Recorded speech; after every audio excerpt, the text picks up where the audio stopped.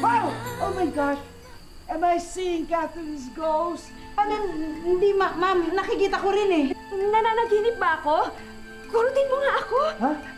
Oh, yun mo. Aray! Who is she? Si Ma'am Catherine. Hindi pwedeng siya yan.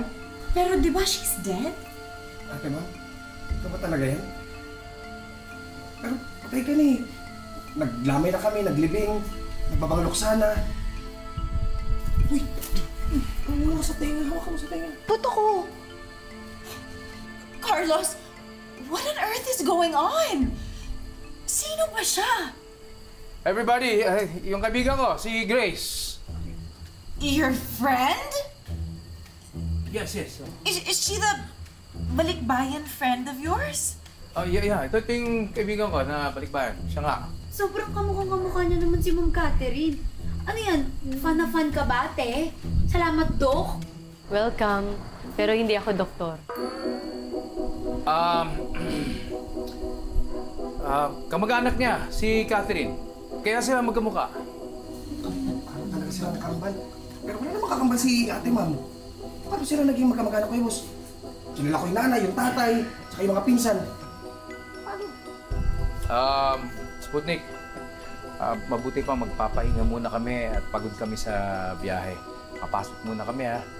Ako, nag-abala pa kayo. Sige na. Pasok tayo sa loob. Surprise po.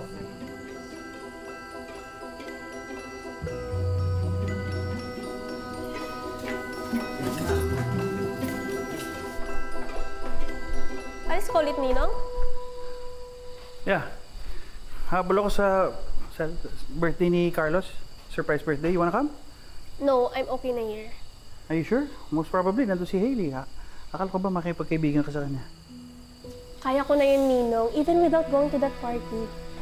Besides, pasunayan ko na to, Ninong. According to research, diamonds pa rin ang pinakamatibay at di mabilis mabasag na stone. So, order na ako ng isa, Ninong, ah. Get the best one available. Rush shipping. Okay.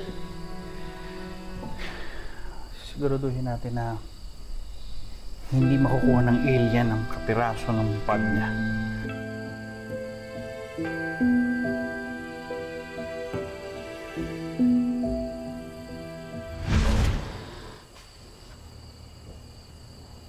Nay! Tingnan niyo po, oh! Nay, bakit po? Ang tatay! Bakit po? Ano pang nangyari kay tatay? Kinuha ng mga alien ng tatay! Kinuha nila ang tatay mo!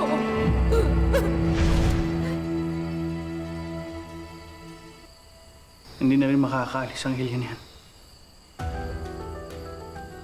Sisiguraduhin ko.